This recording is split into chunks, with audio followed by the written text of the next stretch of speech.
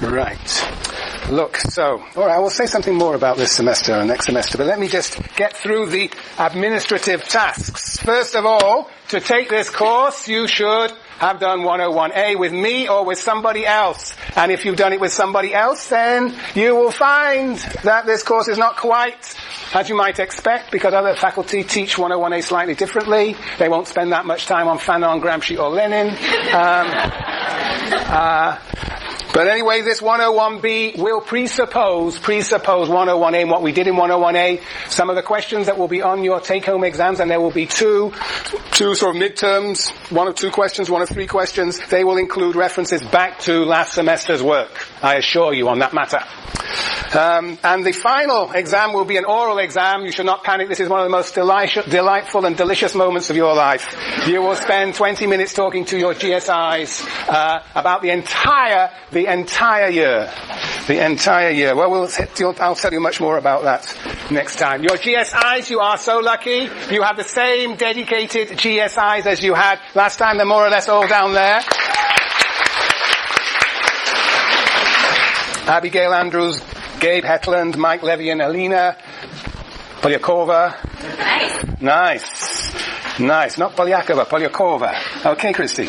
Okay, Graham Hill, Kate Mason, and Jennifer Carlson. Okay, they will be with you. And as it says actually on this syllabus, it says, do not exploit your GSIs. And you spend a whole semester figuring out what exploitation is all about. And this semester you'll understand what domination is all about. And so please treat them with the respect that they deserve. Right. Sections, well, you have to fill out the green form. For anybody who's come in late, the green forms are still there. You have to fill out the green form. Sections begin next week, and you must turn that to sections, otherwise you'll get dropped next week. You have to be there, okay? Have to be there. My office hours, Monday, Tuesday, 4 to 6. It's all on the syllabus. Readings, all right. It's another cheat course. Yes. 2 books. Durkheim, Division of Labour and Society, which we will begin with and we're reading for the next 2 or 3 weeks. And then the other book, a great book, like the first one, is called Discipline and Punish. It's all about life. Discipline and Punish is what I do in this class, as you will see. It's by a fellow called Michel Foucault. And then there is a reader that will be, is not yet, but will be available in Copy Central, that will include readings from Weber, will include readings from Beauvoir, McKinnon, and Collins, who are the feminists that we will be dealing with at the end of this semester. So that, I think, should keep you busy. But as I say, cheat course, the strategy of teaching and learning will be similar to last semester. And as ever, I must unfortunately say to you that anybody who indulges in plagiarism, whether it be accidental or intentional, will be punished severely. And though we, all of you, encourage you to work together in groups, particularly this semester, we expect you to actually write the examinations yourself. And as you know, this is all about the individualism of capitalism that we have to preserve. We each do our own work in the final analysis. Right. Good. Any questions? Christy? Are there specific editions of the books? Yes, that's actually, well, there's Durkheim, when I began many years ago, did have another edition. I think it's this, I haven't brought my Durkheim with me. It's the one that's got an introduction by Louis Koser. It's been going around. It's had many editions of itself, so they're all the same. But there is, I think, an edition that's translated by a fellow called Simpson. You don't want that one. That's the Durkheim book. And Michel Foucault's only one edition, as far as I know, in English. Okay. The third edition is 1984. Sorry? The Koser is 84? The first one? Published in 1984. 84, so it's quite a long time ago. So you're unlikely, unless you go to some second-hand bookstore, you're unlikely to get an edition before then. There were editions before then, but it's the Koser edition, 84. Don't worry, I don't think you'll find any ones before then. Yes, Neil. When and where will we find out about the sections? We are. Very good question. Yes, very good question. Yes, you're going to find out on Thursday. And the idea is that I think that you're going to receive an email. We have your email addresses. That's also part of the discipline and punish techniques, the surveillance and examination techniques that we will indulge in this semester. We have your email. And section assignments will be emailed to the email account you have on file at Bearfax, Thursday PM, and will be posted on the 4th floor of Barrows Hall. Any more questions? How do you like this room? Yeah, very good. I like it. What did you say, Conrad? Very good, right? Yeah. He loves it!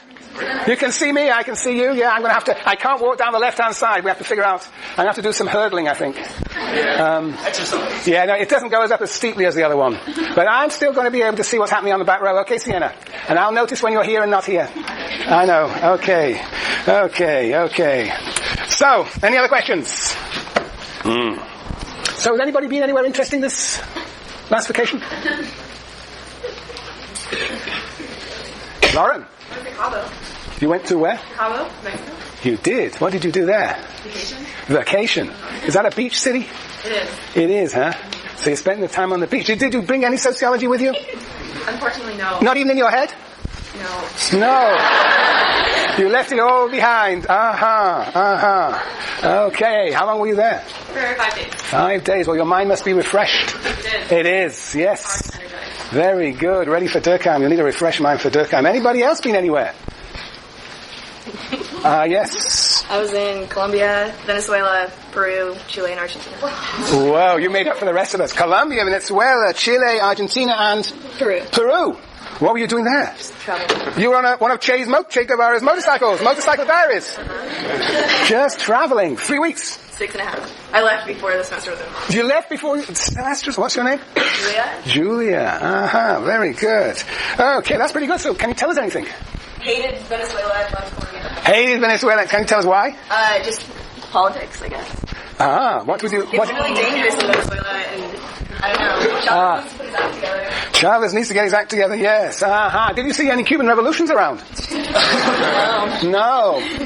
Hey! Chavez always claimed for his politics to be a revolution when it wasn't. It wasn't. Perhaps you should stay there a bit longer. No. Perhaps you should send you back. Never again. Never again. Interesting. Okay. Whose section are you in? I was in Graham's. Okay, very good. Anybody else been anywhere? Very good. Yes. That looks like Jessica. I went to Vegas. To Vegas. From Colombia and Peru to Vegas. What did you think of Vegas? Been there before? Oh yeah, I grew up there all the time. You are a Vegas girl. 21. It's completely different when you're 21. What's different?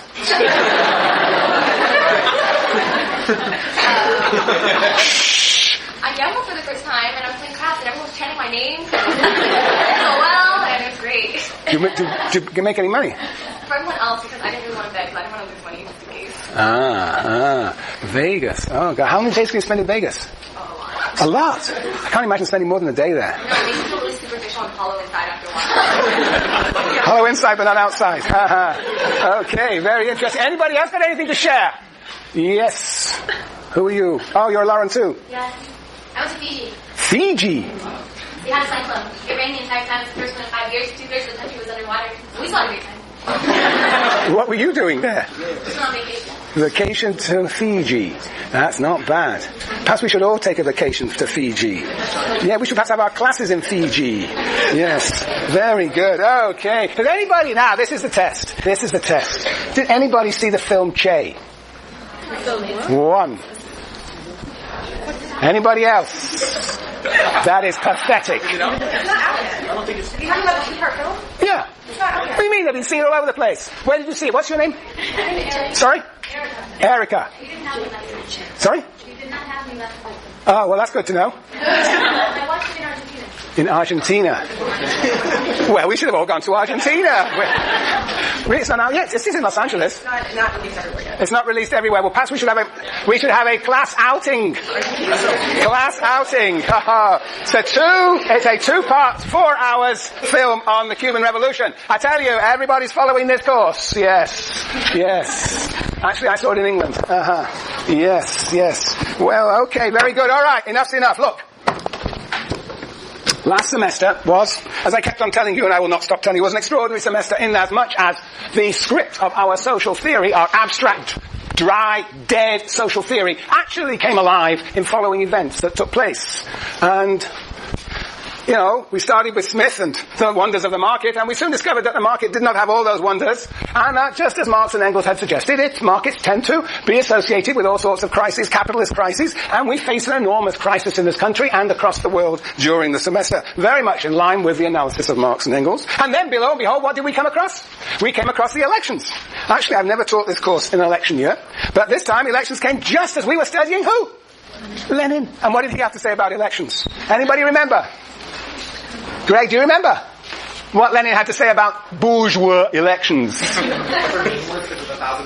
They're meaningless. Elections involve the election of one member of the dominant class instead of another member. Yes, and we had a discussion about that. And some of you became very cynical about elections, but most of you became quite optimistic. Because, as of course Lenin also said, there are two sides of the moon. There's the dark side and the light side. So what we have actually seen since the elections, you might say in Gramscian terms, is perhaps a slight reconfiguration of the hegemony that this society is organized around. And we saw perhaps that today. That the inaugural speech was quite extraordinary in the effort not just to emphasize the positive, but also to recognize the negative about our history in this country.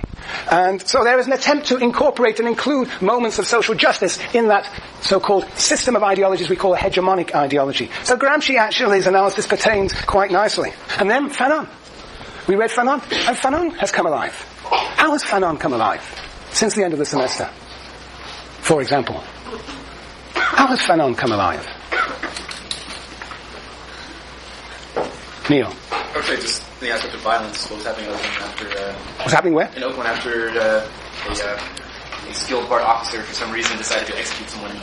It just kind of bred more violence, and then what started out to be demonstrations. Uh-huh. So they weren't able to... Where else has there been violence? Gaza. There's always violence. I was going to say, there's always violence. I was going to say, it is kind of strange for American these days to have. Why is there always violence in Gaza, Neil? Never-ending antagonism between the two people. Why is there such an antagonism?